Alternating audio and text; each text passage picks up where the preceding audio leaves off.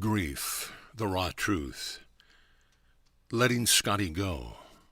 A mother's journey through grief.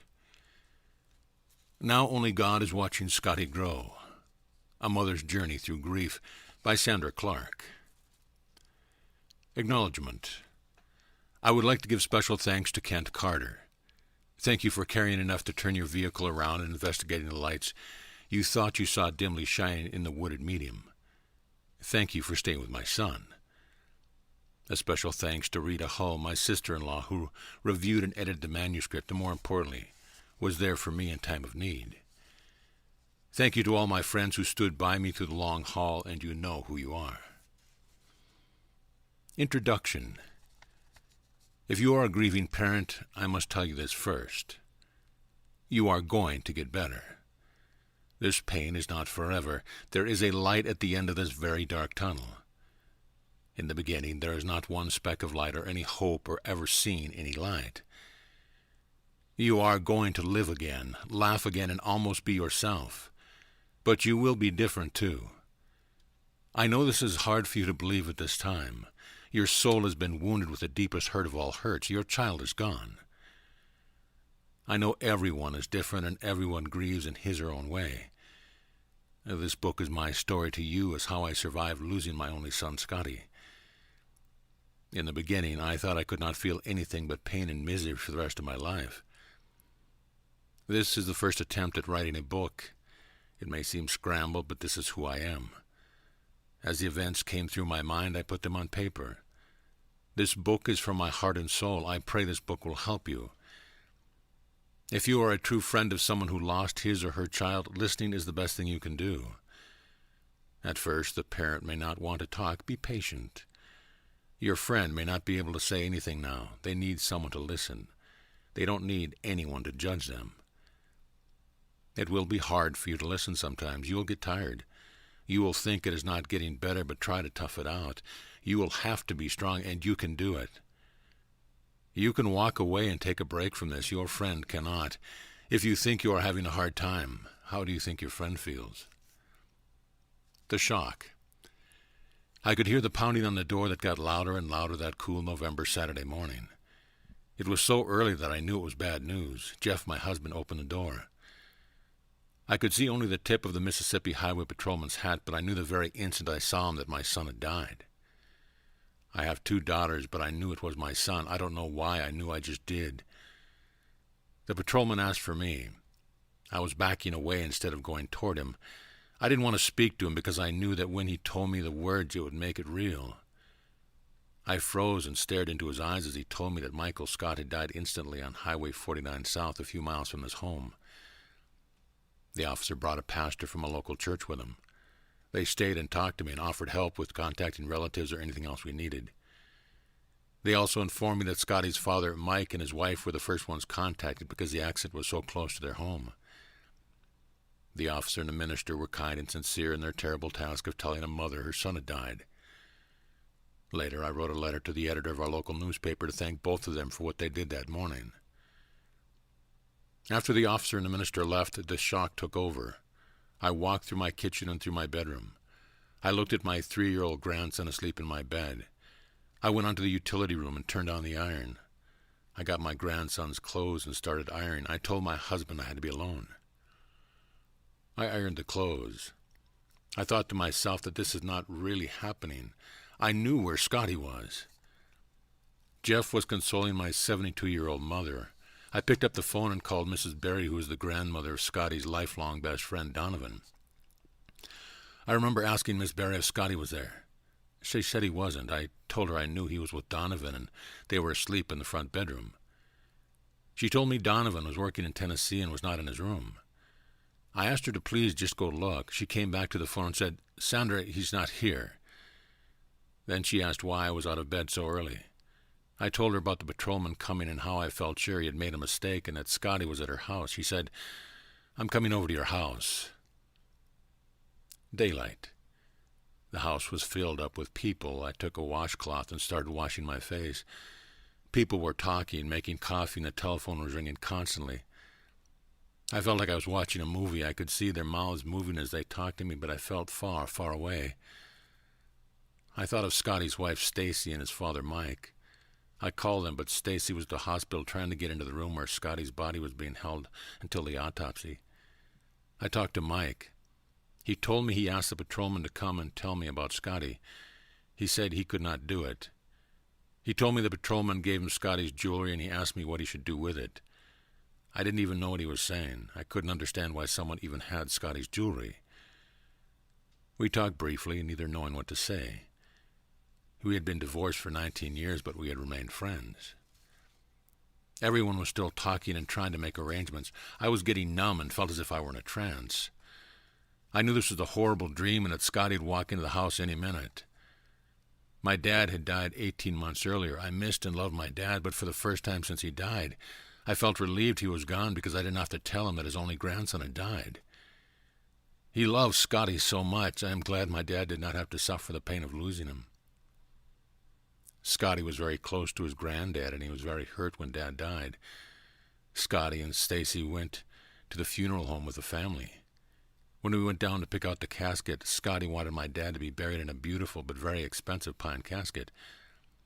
We told him we didn't need that one because Dad would have the flag over his casket because he was a World War II prisoner of war. He finally agreed on another casket the same color as the car my dad had owned and loved. Scottie said, "But if I go, you all better get me this one." So when we went down to select Scottie's casket, his wife and I went straight to the one he had actually picked for himself. The funeral cost was around $6,000. I didn't have $6,000 on that Saturday morning. No way to get that much money. My daughter-in-law told me not to try to get the money. She paid for the funeral with the money she and Scottie had saved for their house. I paid her back later because I felt I needed to pay for my son's funeral. After the funeral arrangements were made, I asked my husband to take me to the accident site. He resisted, but he finally took me. I saw the orange paint on the road and a little tree that stopped his truck. I got out and went to the tree. The only thing left was the glove compartment lid lying on the ground. I picked it up and looked at the tiny splash of blood.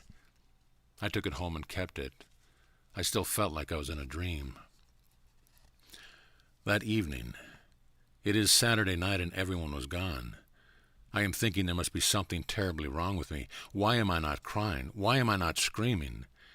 They tell me my son is dead and I'm staring into space. I can't talk, I can't think straight, and I feel so strange. I don't even miss my son. I saw his wife and dad today. They were the same as I. They didn't talk much. They weren't crying. They were just kind of staring straight ahead. What is wrong with us? People must think we don't care. Then I ask myself, do you care? I go to bed and stare at the ceiling. I finally fall asleep, and when I wake up, everyone is back in my house. Sunday. My 3-month-old grandson is in his carrier on my kitchen table. I stop and look at his tiny, beautiful face. This was the same baby I loved so much. Now I look at him now with no feeling. I don't want to hold him. I walk past him as though he's not there. I see my 2 daughters and I feel nothing. I am realizing I don't feel anything for anyone in the world.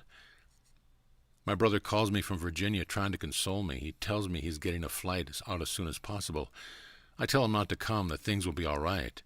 He said he would be there. After we hang up, I think he shouldn't come here. I know he is so busy with his work and family. Why is he flying here? I'm fine. I have it together. It looks like everyone else is more upset than I am. Why don't they just leave me alone? Scottie's boss, George Moore, a tall, large man, is bent over my sink, weeping as others consoling him. George hired Scottie as a plumbing assistant and taught him everything about the business. George had a lot of patience with Scottie. He treated him like his son. I go and get the pictures and give George a photograph of Scottie. I want George to feel better. How can he feel so bad and I feel nothing? He cries looking at the picture and I don't. I try to see why everyone cries looking at the picture. All I see is Scottie. It doesn't bother me at all to look at the pictures. I start thinking I must be dead too. I tell George I don't know why Scottie was out so late and I didn't know where he had been. When I say that, the room is silent. George turns to me and through a broken voice says, "He was with me at my daughter's wedding." And I said, "Oh, that's good. He was with you." George looks so upset and sad. I don't understand. I know he would take care of Scottie. He always looked after Scottie. Scottie loved him. I am grateful for all that George did for Scottie. I trusted him. I know it isn't George's fault. Scottie was a free spirit. He would never have gone to the wedding if I had not wanted him to be there. And there is food everywhere you look. The church just brought a load of paper products. The neighbor brings in bag after bag of groceries. My supervisor brings a turkey. I'm wondering where I'm going to put all this food. I fix my plate and eat just like always. There are so many people talking to each other, hugging me and praying. I finally feel something. I need to go to the emergency room. I won't go to sleep tonight. I need to ask a doctor for something to help me sleep. I asked Jeff to drive me there. I realize I'm holding 3 pictures of Scottie tightly in my hand. I sit in a room and I tell the doctor I need something to sleep. I tell him what has happened. I tell him I just need to sleep a few nights. He gives me 10 little pills.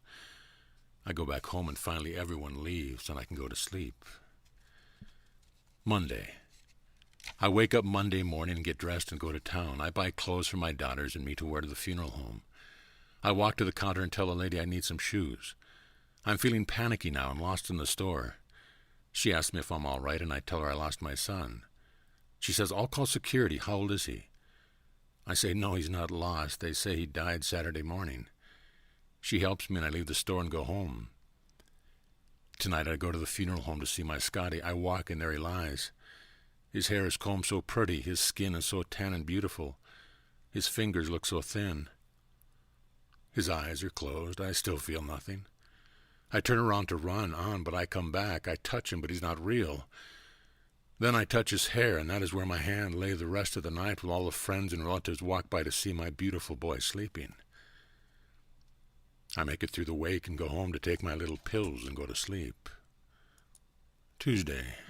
The next morning, as I am seated for the funeral, I ask the funeral director to let me go back and see Scottie one more time before they close the casket. I stand and look at him. I touch his face and hair, kiss him, and tell him I love him. I am still numb, but something tells me to see him one more time. I make it through the funeral with some appearance of normality, and I return home. I take a single yellow rose and put it in water by my kitchen sink. 4.5 years later, it's still there. Losing the shock. It is the night of the funeral. Everyone has gone from the house. I take the pill and go to sleep. The next day I clean my house and answer the telephone all day.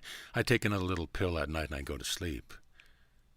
I get up and start the next day. I eat breakfast, clean the kitchen, and decide I need to mop the kitchen floor. I mop half of the floor and stop. It has been 5 days since I was told Scottie died, and I just realized my son is gone. I barely make it to the couch to sit. I start sinking. I am sick to my stomach. My head is spinning.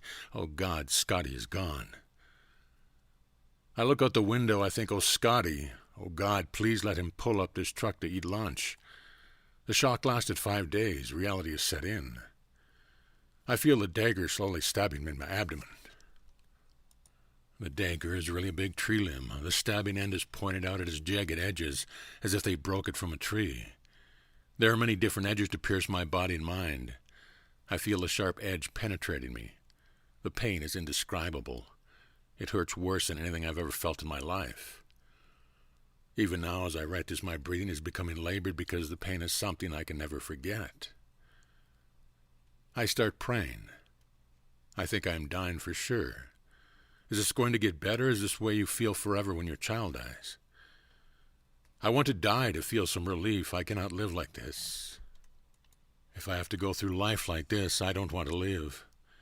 The dagger pierces further. I think if the pain gets any stronger, maybe it will kill me. Death would be a blessing. Anything that will make this pain stop and make this nightmare go away is acceptable. I think of other people who have lost children. How did they survive? How did they make it? Now I'm waiting by the window. I just know Scottie is going to come to my house to eat lunch. I know I'll see his truck pull up and he'll jump out with his lunch. He'll have Church's chicken and he'll throw the chicken box in my garbage like I always see it when I got home from work. If he knew I was home today, he would bring me some chicken too. I don't want to eat. I don't want anything. I just want him to come home to see me. This time I'll run out to the truck and hold him and hug him and never let him go. He won't understand, but I will because of this terrible lie people have told me. He'll say, "Chill out, Mama." If he comes by today, I won't let him go back to work. I'll have some money and I'll give it all to him, and he can stay with me here. Oh, God, wouldn't it be wonderful when he comes? It's getting later and later. The phone is ringing and ringing. I didn't think he's going to make it today. Then I remember he just threw his empty chicken box and empty drink cup in my garbage the other day.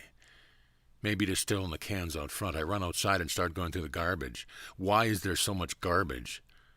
Oh, yeah, all those people were at my house because they thought Scottie died. I hope the garbage men haven't picked up since Scottie was here. I can't find the box. I can't find the cup. I'm praying hard to let me find anything he touched. If I could just hold the bones from the chicken he ate, I would have something to maybe take some of the pain away. I never found the box or the cup. No comfort zone. There is no comfort zone. I feel as if I'm in a maze. There is no way to turn without running into an obstacle. Stacy, Scottie's wife, comes over. We can hardly talk. She's looking for a husband, and I'm looking for my son. She can't help me, and I can't help her. We can hardly even look at each other. Seeing Stacy makes it worse. I was so used to seeing her with Scottie. She was his girlfriend since she was 13 years old. We both kept glancing around, expecting him to walk in from another room. Stacy has her hell to walk through from losing the love of her life. I have my hell because my firstborn baby, my only son, is gone. I didn't realize we could not help each other. I thought families clung together, but we just can't. It seems so bad. We each withdraw into our own world with grief. My younger brother Billy comes and I just sit and stare. He does the same. There's no way to fake it. It's too awful. It's too real. My other daughter Miranda comes over with my grandchildren. I still look at my grandchildren as I do everyone else, with no feeling toward them. I try to talk to the children, but I just can't seem to say anything. Nobody seems to be able to carry on even a small conversation. It's been about 10 days, and I'm sinking further and further into this black hole of grief. I am alone, but it doesn't matter. It makes no difference whether someone is here or not. I wake up and stare at the ceiling. It's another day to try to get through. I stand up and make it to the middle of my bedroom. The dagger in my stomach is going deeper and deeper. I fall to my knees and lay my head on my bed. I cannot get up. There is no strength left in my body. I pray that I will faint or die. I just have no fight left. There's just no way to bear this pain anymore. My prayer for death is not answered, but my next prayer is. I take what little breath I have in my body and I scream for God, for Scottie, for Jesus. Somebody, please help me. Suddenly I felt a warmth on my shoulder. I feel myself rising to my feet with no problem. I walk out of the room with relief. I know I've been the closest to death since Scottie died. I just know that God sent someone to help me. I know he heard my cry. Maybe he heard what some have called the howl of grief that a mother cries when she loses her child. The warm feeling left. I want it to come back. I want to keep it, but I guess it's when you cannot bear the pain any longer that you get help.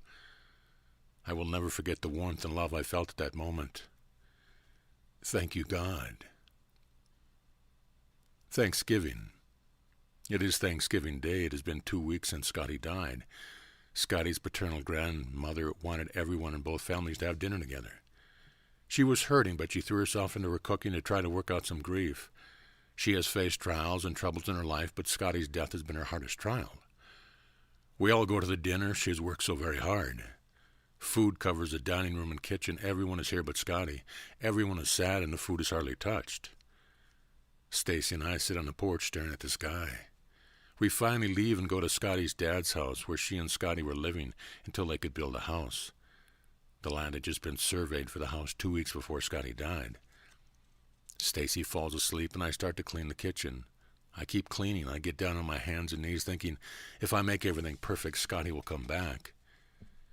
Neither Stacy nor I ever open the door to the bedroom. Neither of us can handle that. She did go to the bedroom and smell his cologne. A few days later, I went back and got a dirty pair of jeans and a shirt to smell and hold on to. I still have them, and I know I always will. Seeking help. I am out of the little pills that gave me sleep. I know I can't take them anymore anyway. I had some medical tests run 2 weeks before Scottie died because I thought I might have had a thyroid problem. I go back to get the results, waiting for the doctor to come in, and I am praying that she is going to tell me I have terminal anything and I will die soon. Well, all the tests are normal. I have lost 15 pounds because I only ate when I was getting weak. I tell the doctor what has happened and she offers me an antidepressant. I'll never forget her saying, "If you take them, nothing will bother you." She went on to tell me how her daughter became so difficult to live with last year because she was depressed about money problems. She said now her daughter didn't care about much of anything. Then she said, "Let me go, see if I have any samples." That was my last visit. I never went back. I was stunned. I thought, how can there be a pill that would make me never think about Scottie? Wouldn't that be horrible? It was then and there I knew I could not take anything. I knew I had to face this somehow, some way without medication. The doctor came back to the room with a handful of samples and gave me a prescription for more. I never took any of them, and I never got the prescription filled. As I drove home, I thought, if I take medicine to get through this, I would stop or delay the grieving process. I remembered meeting a lady at a funeral home who had lost her son. She told me, "Don't take anything." They fed me pills for months, and when I finally got off the pills, I had to face everything all over. I'm not saying that some people don't need medication. I just knew it was not something I could do. It had been 3 weeks since Scottie died. I can't say for sure what I might have taken that day. I was in so much pain. I was on the floor begging for help. I knew if I even started taking something, I would have to take it forever. I knew that eventually I would have to be something stronger and stronger. I felt if this medication was going to help me not care about Scottie's death, I would not care about anybody. I don't know whether the medication would have helped or hurt. I did not experience it. There's one thing I've learned. If you haven't experienced something for yourself, don't try to advise others. In this kind of tragedy, you have to go with what you feel is right for you. When we make mistakes, we have to find another route. I know I made many. I went to a counselor. She was 35 years old. She did not have any children. She was going to bring me a very good book to our next appointment. It would help me, she said. I thought the due days until our next appointment would never pass. I was going to let Look get some help. This book she was going to bring me was going to be my miracle. 2 days later, I finally got to sit down in her office. She started talking, and I was so anxious I couldn't be still. I finally interrupted and said, "Did you bring my book?" She said, "Oh, I forgot." It was if all life went out of me. She went on talking. I just sat there stunned. When I left, I knew I would never go back. I knew she did not have a clue as to how I felt. I was so hurt, so desperate that she forgot. I got the name of the book and went straight to the bookstore. The book did not help. Saved by the Light. The house is closing in on me. No one can help me but me.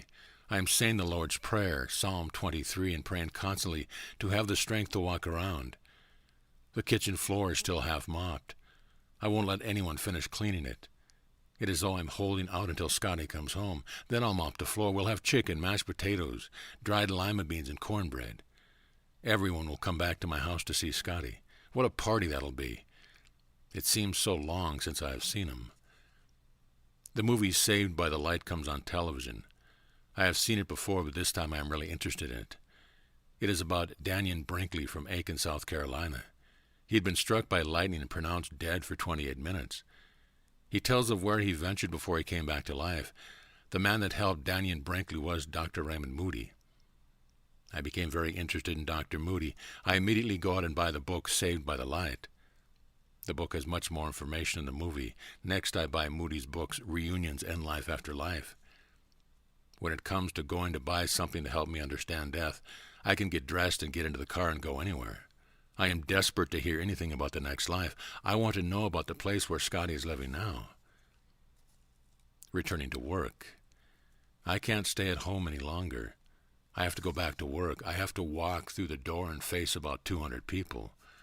Most of them know, many were at the funeral, but it is one of the hardest trials after Scottie's death.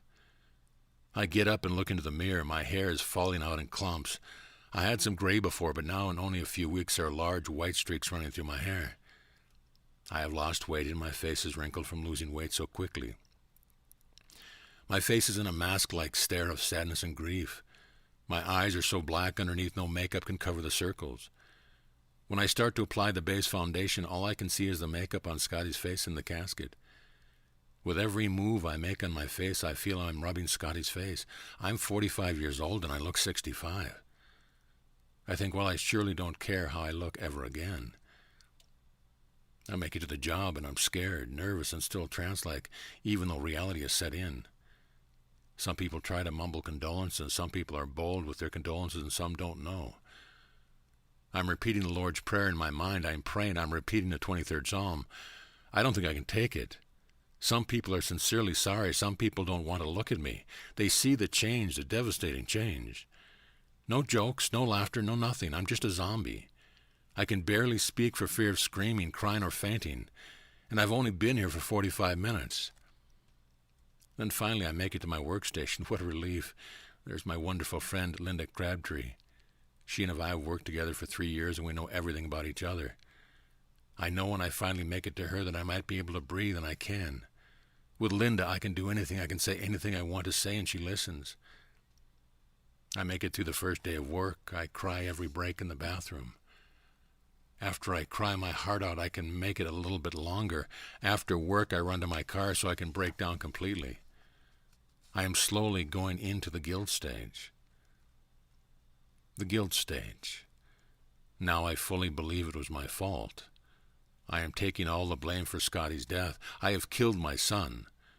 I go back to the beginning. If I had not divorced his dad. If we had not moved to another town. If I had been a better mother. I torture myself. I cannot understand why God would take Scottie and not me. I raised my children. They are adults. I am not good for anything. Why, God? Why Scottie? I am the one who should have died. Scottie had so much to live for. He loved all your nature. He loved walking in the woods. He loved animals. He loved growing vegetables in the garden, and he loved your world. I live in a concrete world. I can't grow a plant and don't even have a pet. I don't want to walk in the woods. I only wanted to walk in a department store. How could you take someone who loved your world and leave someone who doesn't? Oh, I get it. You left me here to suffer this loss. I'm so angry at God one minute, and then I'm down on my knees asking for his help the next. I am controlled completely by the grief. By now I have another outlet, guilt. It was my entire fault. I was bad, and God took Scottie as my punishment. I might as well have driven Scottie into the tree. I've already imagined the scene of the wreck at least once an hour since it happened. I can see Scottie falling asleep, merging into the medium, and then hear the loud crash into the tree. Where was I? I was asleep in my bed while my son died. They said he never woke up. His dad checked every piece of grass before he hit the tree. He said he never hit the brakes. How do they know for sure? I don't know for sure anything, but just that it's all my fault. I wonder if the day if he was born, if they said, okay, you can have this baby boy for 25 years and then we're taking him back. I would have said yes, I'll take him for 25 years. The day Scottie was born changed my life forever, and when he died, I thought my life was surely over. How could I live on this earth without my son?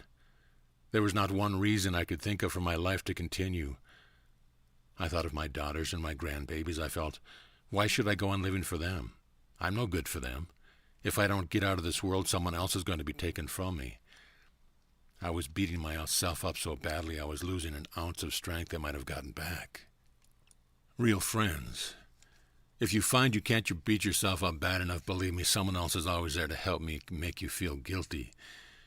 If you don't have caller ID or a peephole in your door, get it now. It didn't take long to figure this out. It's time to start weeding out the so-called friends from the friends. While I was in shock, I listened to phone call after phone call from friends. I absorbed every word, thinking any minute one of them would say the magic words that would make all this make sense. I found that my real understanding friends just listened. I know how hard this was for them now, but they did listen no matter what time of day or night. I found out very quickly who was making me feel worse and who made me feel better. I soon just looked at the caller ID and chose who I talked to. It helped me. Some friends wanted to tell me why they thought God did this to me.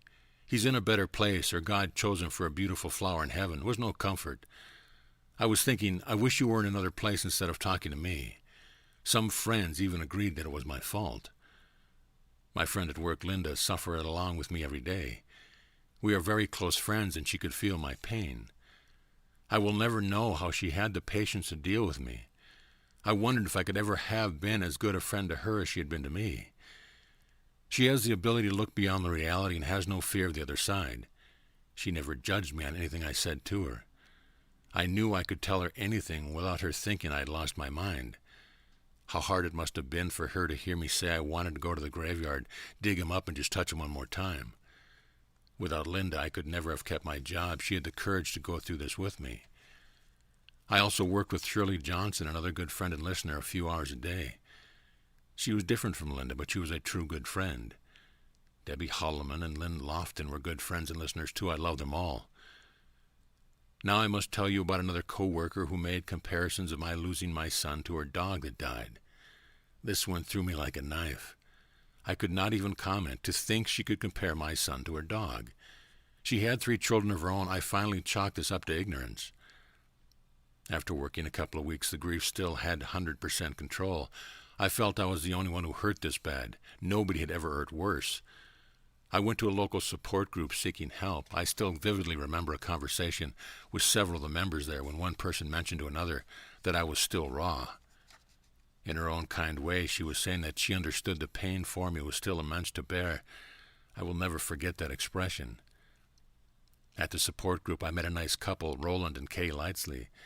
They had lost their 17-year-old son in a drowning accident. Until I met them, I believed the mother had to hurt worse than anyone did. We carried these babies in our bodies and gave birth. I saw Roland was just as devastated as we mothers were.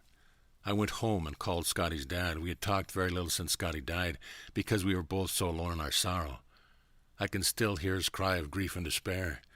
We were both devastated and could not offer any help for each other. Christmas season. These few weeks have led to Christmas. I try to go to a shopping mall. I'm overwhelmed. I've not been in a store for a while. People are everywhere, shopping, laughing, in a hurry. I start looking at sunglasses. I want to cover my face. I feel that if I can put something over my face, I will feel better. Sunglasses in December inside the store might attract more attention, but I feel they will help me somehow. I don't buy the glasses. I just want to scream. Don't you know my soul has died? Why are you shopping? Why are you laughing? I am feeling so confused. I give up. I can't take it. I leave. I go home and call a few friends. I ask them to pray that I die. They argue, and I tell them I can never be their friend again. I can't even function. I am nothing. I turn the telephone off and get on my knees. I beg God to please let me die. Living is too painful. There is no peace. I feel like I am in a maze. When I am home, the walls close in on me. Work is torture. Leaving the house and being around people is impossible. I drive 10 miles from my home to buy groceries. I don't want to see anyone I know. If they mention Scottie, I'm upset. If they don't mention him, I'm even more upset. What's this? Somehow I made it through Christmas. I'm still praying to die every night. I guess the only reason I didn't commit suicide was the fear of not getting to see Scottie. But somewhere among all this confusion, I must have known that there was a reason for me to go on living. It has been about 6 weeks since Scottie died. I say my nightly prayer asking to die. I go to bed and go to sleep. I do not wake up in bed. I wake up hovering over a bed, looking down at my husband, my 3-year-old grandson, and myself. I have no idea what has happened. I float over the bed, looking down on me. Then I see an archway of light about 6 feet tall between my dresser and entertainment center. It is as bright as the sun, but it is white as snow. I am drawn to this like a magnet. I am in it like a flash. I feel peace I have never felt on this earth before. It does not last long. It fades away, and I wake up in my body. My first thought is this how Scottie feels? Oh, God, I hope it is. I never wanted to leave that light. I wanted to stay. I don't know if I died that night, left my body or what, but I know that the light happened. The next morning, my daughter-in-law calls me. She is at one of her lowest points.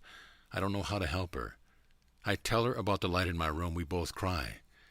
After we hang up, my heart is going out to Stacy. I am not thinking of me now. I am thinking of her. I sit here on the bed and I say, Scottie, I might be able to make it a little while if you can help Stacy. You can go to her. I don't know why I felt he was there, but when I send him away, I hear a slight rustle like the wind, but I feel a force pulling away from me. Immediately I want him back. I feel a little different, as if something I really didn't understand happened last night and today. Researching death. I wrote earlier about reading Saved by the Light in every book I could find by Raymond Moody. I really liked his reunions. I am very interested in any book on near-death experience, and now that Scottie is gone, I feel I have to get in touch with anyone who has had any death experience. For the first time in 2 months, I am beginning to see a tiny, tiny speck of light in the huge, dark tunnel of grief. My grief still has full control of me, but I have a goal.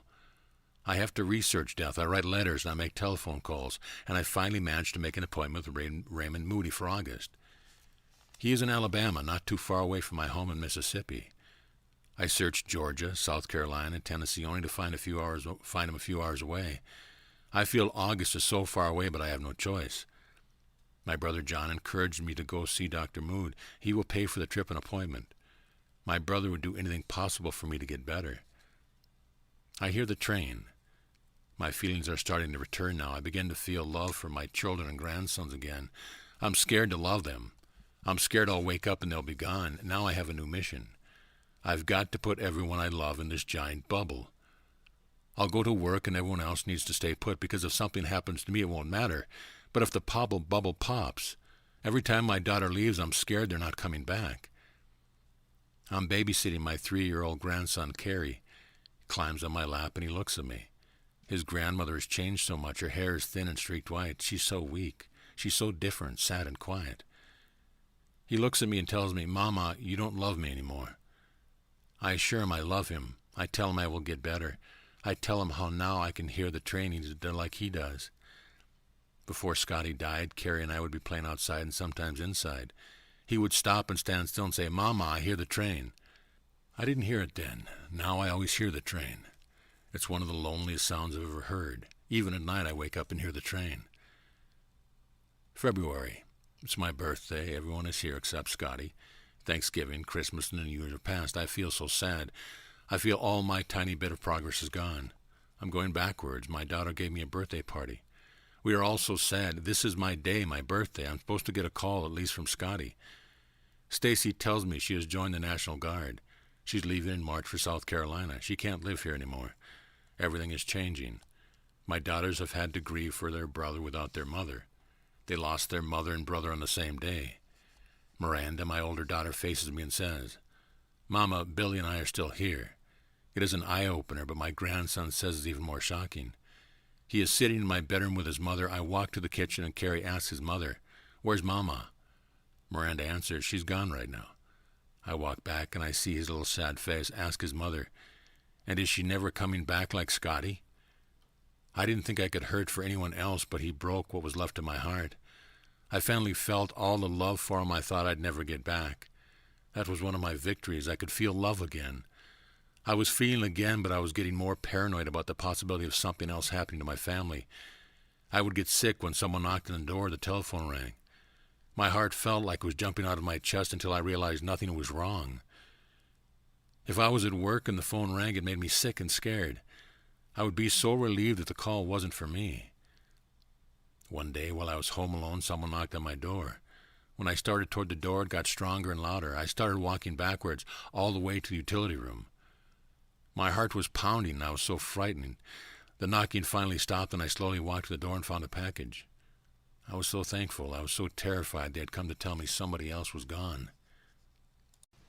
Before Stacy left for basic training, she wanted to order Scottie's headstone. I wasn't interested. I guess it seemed final. She talked me into going with her, and she picked a jagged rock with a scene of a stream with a deer. It cost around $2,000. I finally agreed, and we split the cost. When they got it ready and set it up, I really felt good about it. I felt he would really like it because it was so different. Now Stacy's leaving her home, her friends, and her family for basic training. She's weak, hurt, and so very sad. She's been running from the grief. I look at her with so many memories. I remember the first time I saw her, I thought she was such a beautiful little girl and now a beautiful woman. She loved Scottie with all her heart. They had many ups and downs, but they grew up and got married. Stacy said it was the happiest day of her life. Scottie was very happy. About 6 months before they got married, Scottie suffered a brain hemorrhage. It frightened all of us. The surgery was in October that they went ahead and married in August. The surgery was a success, but Scottie could not work for 18 months. Stacy worked in a jewelry store and supported them until he was able to return to work. I would stop by to see her at the jewelry store. She was always so beautiful. Her hands always looked so pretty with her beautiful fingernails, and she was a good salesperson. Stacy had a hard time in basic training. She was grieving for Scottie but trying to keep up with the physical demands. We wrote each other and called every chance we could. She finally made it and was able to graduate June 5th, 3 days before Scottie's birthday. My friend Rosemary and I drove to South Carolina to see her graduate. I did not realize what this was going to do to Stacy and me. I felt like I was doing all right until we sat down to eat the night before graduation. Stacy was sitting across from me. As she lifted the fork, I saw the beautiful hands were covered with scratches and scrapes. Her fingernails were very short and ragged with stain. I looked at her face and saw the girl who had aged 10 years and 7 months. I could scarcely keep from bursting into tears. She was hurting my heart so badly, I didn't know she was feeling the same. I had to leave as soon as graduation was over. The closer I got to home, the better I felt. Stacy felt better after I left, too. The pain between us was just too much. We wanted to see each other more than anything, but when we did, it was too painful. It had been 7 months. I was better. This is hard to say, but seeing Stacy was sending me backwards. I was so afraid I was going to be where I was a few months ago. I now had control of my grief, but I had to get back to what now I was feeling as a comfort zone. I will never know how my friend Rosemary made it through the trip. It was awful. I wouldn't go to a restaurant, no shopping, no nothing. I wouldn't leave the room after we got to Fort Jackson. I was so depressed. She must have been terrified of my driving. She never complained. That is a true friend. She had to make a lot of arrangements to go with me, only to have a terrible trip. Raymond Moody. If you've ever read any of Raymond Moody's books, you will know why I wanted to see him. I think that most parents would do anything for just a minute with their deceased child. I had a very positive day at Dr. Moody's home in Alabama. I will never forget the experience. We talked all day about Scottie, death, and life after death. 9 months had passed since Scottie died, and I understood more about death. I remember telling Dr. Moody that I was coming to a conclusion we are all going to die. I just never wanted to live longer than any of my children. It is the worst thing in the world to me to bury your child. I told him how I blamed myself for so many months because I was such a bad person. I finally told Dr. Moody, a stranger, my deepest guilt. Before he died, Scottie called me at work and asked me to go with him to a doctor in Jackson, Mississippi, about 100 miles from our home. The appointment was for November 14th. His wife was already having the Christmas rush at the jewelry store, and she couldn't get time off. I asked Scottie if he could change the appointment because I was low on leave. I told him if he couldn't change it, I would go with him anyway. He called me back and asked me if I could go on December 17th. I checked my supervisor and told Scottie I could go on December 17th. Scottie was happy. He wanted to go deer hunting. He was afraid that if he went to a doctor, they would find another hemorrhage. He was terrified of the surgery again. He told me he would rather die than wear that metal halo for surgery again. When Scottie died, I felt so bad and guilty. Why didn't I just go with him to the doctor on November 14th? Why did I let a job stand in my way? If I had gone, maybe he wouldn't have been out the next night. His wife felt as guilty as I did.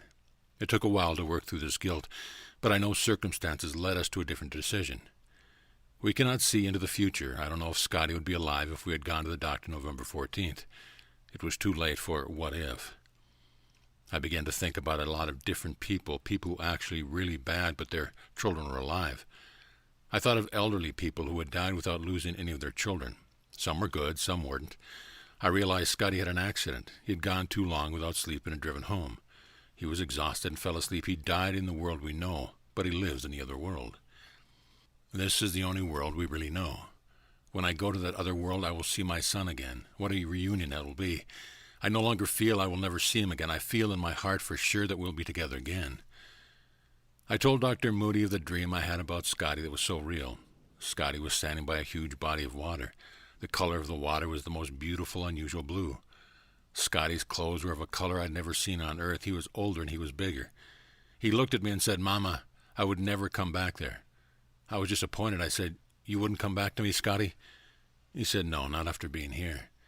It bothered me at first, but I know he is somewhere so much better, so much more powerful in this world. He is happy. I left Dr. Moody's that day feeling much better. He didn't have a magic potion that maybe I felt better because I had communicated my pain to a stranger, no holding back. After reading and researching more, I am learning. I am different. I began to realize how serious I am becoming. I am listening more than talking as before. People's little problems seem so trivial now.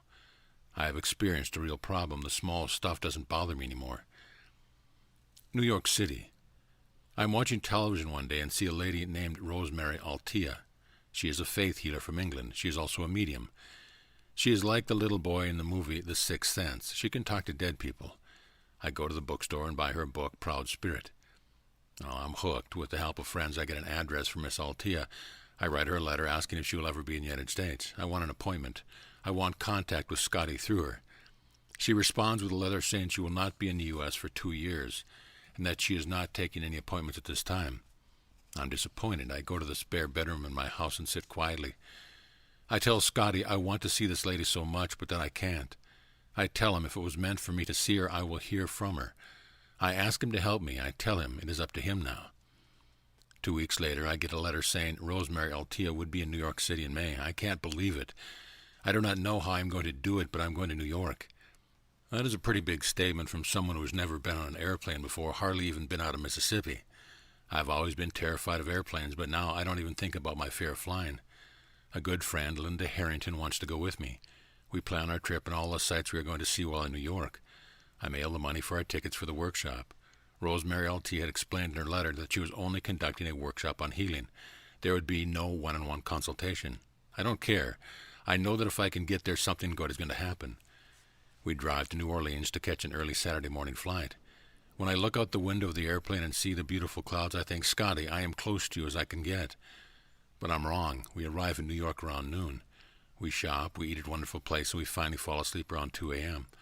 Everyone seems so friendly, and New York City is beautiful. I feel I'm in a fairy tale. I think they like our southern drawl. I know we enjoy their accents. On Sunday morning, we walk a few blocks to the Marriott Hotel for the workshop. As soon as I get off the elevator, I feel Scottie's presence. I know without a doubt in my mind, Scottie met me at the door. I tell my friends, Linda, it's okay if I don't get anything else today. I will be all right. I walk on into the ballroom and take a seat. I think there are about 750 people there. The room is huge and every seat is filled. Rosemary is teaching relaxing exercise, color therapy, and many other self-help techniques. I think we have been here about 2 hours when she stops and looks at one of the guests and asks, "Does the name Michael mean anything to you?" The person responds that it doesn't. I know from reading and researching that Scottie could probably be called by his first name, Michael. I do not get excited because there are probably a lot of people associated with the name Michael. Before she said Michael, I had been sitting there praying silently. Michael Scott, please get her attention. But I really wasn't sure it was him. I then begged him not to be shy and take her over again. The point came when she had to say, "This Michael has got to leave me alone. I'm trying to do a seminar, Michael. I already knew he was here, but I never expected this." This is the book signing after the workshop. I wait to be the last in line. I actually end up being third to last. I think I can ask her if she ever heard anyone from Michael, and she does not know who he is. It is finally my turn in line, and I give my book to her to sign. As she takes the book, I ask about Michael. She looks up at me, drops the book, stretches her left arm out, palm up, comes down with her right hand to make a loud clap. She says, "It was instant. It was a crash. He wants you to know he had no trouble crossing over to the other side. He also wants you to know you are right. He is here with you." I am so stunned I can't remember whether her next statement is, "He looks like you," or "He's looking at you." I don't ask her to repeat it. I have received much more from the seminar than I ever expected. I look at Linda. She is really crying. It really startled her for this woman to know how my son died. I looked at Linda and tell her, "We won't talk about this today. We'll talk about it tomorrow. It's just too overwhelming and wonderful to discuss today." Scottie stays with me in New York. We walk in Central Park. I say, "Scottie, can you believe we had to meet in New York City for a visit?" Setbacks. The first year is hell, but the more I cry, the stronger I become. I have reached some level of recovery now. On the first anniversary of Scottie's death, I regress. I feel like the day the shock wore off. I'm so low. I'm so scared I'm going back to that raw grief. That dagger that had gone through me is coming back. I set myself up for this pain through by watching the movie Selena. It is a true story about an entertainer who died at an early age. After Scottie died, I remember asking him one day if he had ever seen Selena. I have watched Selena so much that my friend Kay Lightsey, who owns a video store, gave me a copy. I think Scottie's wife, Stacy, looks so much like Selena. I love Scottie so much. I'm not claiming he was a perfect child. We had our ups and downs. He almost drove me crazy sometimes. He could pull some real stunts, but he finally grew up, married Stacy, and settled down. I think he was 23 when he brought me my first real Mother's Day card from him, one he actually picked out, bought, and gave to me. I was stunned. Before, I always received a card, but I knew Stacy had signed it for both of them. I could not believe he had actually grown up so much. Another terrible setback occurs on the day Stacy and I pack Scottie's personal things. I want to put his things in boxes, close them up, and store them as quickly as possible. I thought we could do it in about an hour and leave. I didn't want to look at him. Stacy takes every piece of clothing he owned, hugs it, then folds it and places each piece neatly in the boxes. I sit on his bed holding a cigarette butt that I knew had touched his lips. I feel I'm going back to the beginning again. We cry a lot, but somehow we manage to make it through the day. Losing a child is so painful. I think of parents who have lost their only child. My biggest fear now, and I think it is of the most bereaved parents, is to lose another child. I'm wiser now and understand death better if it happened again. I would have the same grief because they are my children. I grieved Scottie the only way I knew. I died with him, but I was still breathing. I felt they buried me with him, but they buried me alive, and I had to crawl out of this grave. My daughters went through their grief in different ways, but they both have come to terms with Scottie's death. We loved him, and he was worth every bit of the pain. If we didn't love him so much, the pain would not have been so terrible. Missing me. About 7 or 8 months after Scottie died, a friend stopped to see me. She looked at me sitting there looking so haggard. She said to me, "Sandra, Scottie was so proud of you. He thought you were so pretty, and I know you would never want you to look this way." I thought about it after she left. I felt I started caring about how I looked. I would be selfish. If I looked better, I might feel better. And I was so used to living with my grief, I didn't want to let it go. I was used to feeling this way, and I was scared to feel any other way. She was right, though. I went out and had my hair cut and colored. I started eating healthier. My hair got thicker and felt stronger. I knew Scottie would not want me to stay sad. I finally realized I did not have to suffer to prove to Scottie that I loved him. He wanted me to get better. He wanted me to live. He loved me too. It happened. I wake up and Scottie isn't the first thing on my mind. Perhaps a minute passes before I think of him. It scares me. I feel guilty and I'm ashamed. I feel like, how could I have possibly forgotten for 1 minute? It happens again for maybe 2 minutes this time. I make some changes. I start lying in bed 5 extra minutes. I talk to Scottie every morning before I get out of bed. Then I put him aside for me and my other children. I think about him any time I want to, but I do not feel guilty anymore. I sit down and write a letter to Scottie. I tell him how much I love him. I write of how I miss myself, and through all his grief I also realize I am a person. I apologize for the mistakes I made as a parent. I also tell him I did the best I could. The choices I made, wrong or right, are in the past. I write to Scottie that I feel I need to be a mother to his sisters and a grandmother to my grandsons. I am not saying I'm over his death. I am just learning to live with it. I have no choice. He is my heart, soul, body, and mind, and I take him with me wherever I go. This is the only way I can have him now. I close the letter and feel better. I've tried to write the letter before I couldn't because it wasn't time. I finally stopped looking for him in vehicles, and I no longer think I see him in places or look at clothes for him in department stores. It has taken me about a year to get to this place. Of course, there will always be triggers that will cause me to feel the raw pain again for just a few minutes. I cry and get it out of my system. I read an article about grief getting caught up in the tissues of one's body. I can see how this could happen. I think the crying and the pain cleanses the hurt from the tissues of the body. As I said before, you grow accustomed to the grief. It is all you know, and you're scared to let it go. It controls you. You are convinced that if you get better, you didn't love your child enough. I'm almost afraid some people will think I didn't love him if I let go of my grief. People who have not been through this can't even imagine the pain. Before Scottie died, I remember feeling sorry for people who lost their children, but I didn't really know what to say, so I just gave my condolences and went about my life. I had no idea of the torture they went through. I know now. I am sorry that I wasn't more comfort to my former neighbor when I lived in the country. Anita lost her son in an accident. At the time, I didn't know what to do for her. We weren't really friends, just acquaintances who talked when we saw each other. When Anita came to Scottie's funeral, I remember looking at her and thinking, she's been here before. I called her after the shock, and she called me. Somehow I think we helped each other. We became very good friends. Loss. A good friend of mine, Mary Heinbod, died unexpectedly 6 months before Scottie died.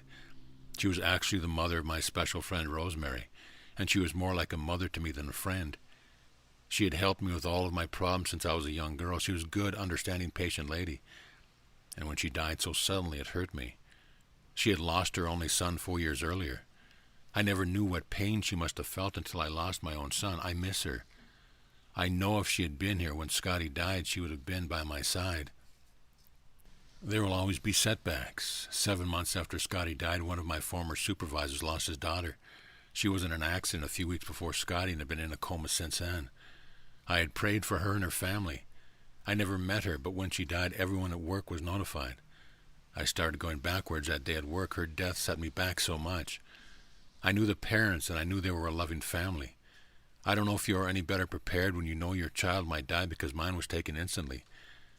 I don't think you could ever be prepared for the final words, no matter what the circumstance. Her death set me back for a few days, and then I got better. I let this girl go by telling Scottie to meet her and help her. I got to thinking, is everyone going to the other side? Since Scottie's death, a young boy in our neighborhood died, and my daughter's cousin died in Texas. It caused me to think. They are all together. In the beginning, I always imagined Scottie was somewhere alone. He's not alone. There are more than there are here. My older daughter Miranda was in a bad accident in June 1999. She was in surgery for about 6 hours. I was so scared. I prayed and asked God to please not make me go through this again. She has 2 children. I also prayed for the strength to survive the pain if she didn't make it. She survived, and I thanked God. She has a 6-inch scar on her face, but that isn't important. She is still here. Maybe I haven't given God enough credit in my story. I was so mad at God for taking Scottie 1 minute and begging for his help constantly. Saying the Lord's Prayer and repeating Psalm 23 helped me so very much. I have faith that God will help me. He can be depended upon. Sometimes things happen to us that we don't want to happen, but when they do, God will help us through the trial. There is one thing you have to do, though. You must ask him for help. There are some things I just have to turn over to him. Religion. When Scottie died, I had many visitors representing several different religions. I had always been a Southern Baptist. Members of the Church of Latter-day Saints visited me. The young boys came to my house and called me regularly. I learned a great deal about their religion. I knew very little about their religion before. Friends who were Jehovah's Witnesses visited me. They were supportive. I talked with Baptists, Methodists, Catholics, Presbyterians, probably some of the other religions I can't remember. I felt they were all sincere in trying to help me, and I thanked them all. I don't think I'm of any particular religion, but I can tell you I am a believer. Many churches sent letters to me. They had special prayers for me. So many people signed the letter. I needed all the prayers I could get, and they were answered. God did help me. Scottie didn't come back, but God helped me live with my loss. The comfort zone. Finding a comfort zone is a huge step in your recovery from grief. You are getting out of the maze. You finally find comfort in something, anything that makes you feel safe. My comfort zone became my bedroom. I would go in there alone and turn the television on to the Lifetime channel. I would lose myself in one of the movies. I would stare at the television and concentrate entirely on the movie. It was a fantasy, or maybe it took me away for a little while. It became a little vacation from the grief. It may sound strange, but finding the comfort zone, no matter what it is, was such a relief. It does bring comfort, at least for a while. I found that physical activity served as another release from grief. A good friend of mine was asked if she would clean an office building about 8 miles from my house. She asked my daughter to help. I went along with them to help too. I discovered that I loved going to this cleaning job. I don't think they realized what it was doing for me. As soon as I got home from my full-time job, we went to this office to clean. There was nothing physical about my full-time job, but the cleaning job was all physical. The more I moved, the better I felt. I would think of things that we could do to make it cleaner. We are still cleaning this office, and it still feels good. One thing that helps is that people at work there are good to us and appreciate us. Before Scottie died, I had been walking at night. I started walking again, and I stared up at the sky a lot, begging Scottie to appear. The walking really helped to make me feel better. At first, I didn't have the strength to walk very far, but again to regain my endurance. I remember the first time I made a joke and laughed. It felt so natural at first. I sounded like I used to. It startled me afterwards. I thought, how can I laugh? Scottie is dead. I soon realized I was getting me back, and I had missed myself for so long. I wasn't hurting Scottie by not constantly crying. Scottie would be proud of me. He never ever wanted me to spend the rest of my life grieving his death. He loves me, and I love him. If you begin to wonder whether your children knew how much you loved them, or if they loved you, sit down and tell them now. I did. I apologize for anything I ever did that may have hurt him. Make peace with that person. I believe they will hear you. I also forgave Scottie for all the nights I worried about him. I forgave him for the time he got into trouble. Then I forgave him for being so tired that night he went to sleep and lost his life and hurt me so deeply. I know he didn't mean to. I thank God we had 25 years together. I'm thankful Scottie grew into a fine man. I should have mentioned this before. I should have mentioned it on every page of this book, but I will say it now. Always, even in the shock, I thank God that Scottie did not take anyone else's life when he fell asleep in the car and he drifted across the meeting into the tree. One of my friends gave me a book, Life is Hello, Life is Goodbye, by Olive Bazarth Campbell, about a year after Scottie died. This book has the best explanation of grief of anything I've ever read. I wish I had known of it in the beginning. I have about 75 post-it notes in this one book. This book told me everything I have been through was normal. I encourage every grieving parent to get this book. Since reading it, I've purchased several copies to give it to newly bereaved parents. I also found comfort in humming the song, Me and God Are Watching Scottie Grow. I named Scottie from the song by Bobby Goldsboro. Conclusion. I'm watching my 7-year-old grandson playing Little League Baseball. He's a big boy. He's a good hitter. I think of my little 7-year-old boy. He was so tiny he could hardly hold the bat. They called him Strikeout Scottie. One time he caught a fly ball and everyone in the stand stood up and cheered. He wasn't a good baseball player either. As I sit here now, I wonder, did I want him to play or did he want to play? When this game is over, I'm going to ask my grandson if he wants to play. I want him to play because he wants to, not because we signed him up to play. He loves basketball, and he doesn't really care for baseball. I told him that's okay to have the courage to quit. That is how I look at things now. We are going home now, and I do ask Carrie. He says he wants to finish this year of baseball, and then he'll be old enough to play basketball. I ask, do you really love basketball? He says he does. I respond, well, that's good, and I want you always to be able to tell me things you like, not what I like. He just grins with his Scottie grin and says, okay, Mama. Carrie looks so much like Scottie. Lots of people say, my goodness, Carrie's just like Scottie. You have Scottie through Carrie, but I don't.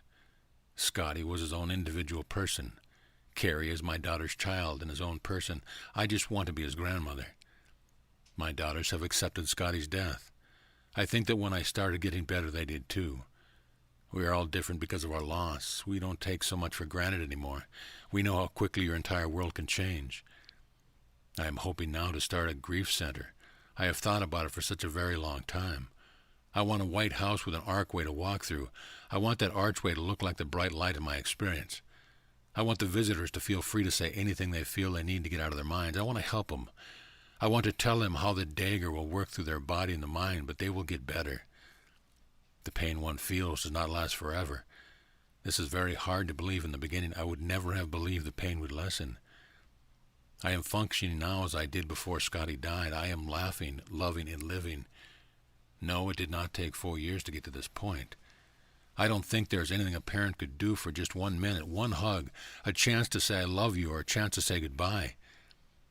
It's not goodbye, but I will be with you again, and this time it will be forever. Now, God is watching Scottie grow. The following short stories are unexplained happenings. Were they messages? I like to think so. The card. The first Mother's Day card was terrible. He should be here or call me. I sunk so very low that day. But then I went to my bedroom and started going through various cards I had saved. There was a card. It was sealed. I assumed it resealed itself after I opened it last year. I can honestly say that I never remember seeing the card signed Scottie. The S was made in a little duck like I taught him when he was a little boy. I was so happy to see the card. Last Mother's Day, Scottie and Stacy had bought me a beautiful ID silver bracelet.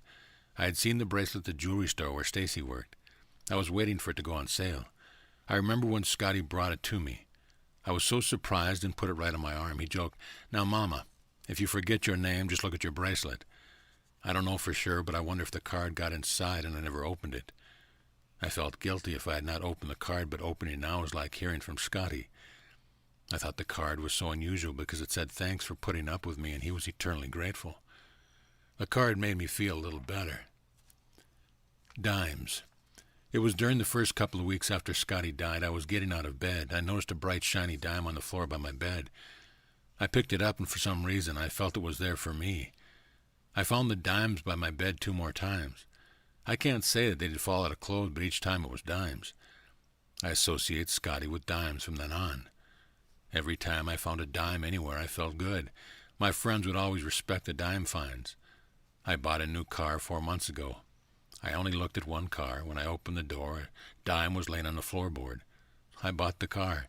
It may be a lemon, but so far it's been great. If it is a lemon, maybe he's laughing because of all the lemons I bought him. Little violet flowers. Scottie loved Easter. He liked to hide and hunt the eggs. He also liked to throw eggs at his sisters. One of the best videos I have of Scottie is when he was hunting eggs when he was 23 years old. The last Easter he was here. He was not able to come Easter Day, but he came by work after and asked, "Where's my Easter basket?" When Easter came, I wanted to get Scottie some little silk violet-colored wildflowers like he used to pick for me when he was a little boy. My daughter and I looked everywhere. We could not find the violet flowers. For some reason, I associated dogwood with Scottie. We took the dogwood to the graveyard, and there in the middle of his grave grew one bunch of violet flowers. We stood there speechless. I said, "Well, I guess he found his own." My friend says, "I think they are for you." We walked over the entire graveyard. There were violet flowers in the woods by the graveyard, but only Scottie had the wild violet flowers on his grave. It's been 4.5 years, and I still have the flowers. When I went to see Rosemary Altea in New York, she had a bouquet of little violet flowers just like the ones I was looking for. I didn't ask her, but I often wondered why she held these flowers almost all day. Did he know? The week before Scottie died, he did something totally out of his character. He rarely bought clothes. He always waited for his wife or me to buy them. He didn't like to spend money on clothes. That week he went on a shopping spree and bought himself some beautiful clothes. To our amazement, he took Stacy on a trip to New Orleans. We often wondered why he was so different the week before his death. Christmas light. 3 years after Scottie died, we were opening Christmas gifts at my home. Everyone was opening gifts, and the noise level was pretty loud. My 3-year-old grandson stopped opening gifts and said, "Look at the light." We all stopped and looked toward the ceiling where he stared. We saw nothing. He pointed, turning his head, following the light all around the room. We asked him what light. He was becoming agitated because we could not see the light. I've always heard small, innocent children are closest to the spiritual world. End of chapter. End of book.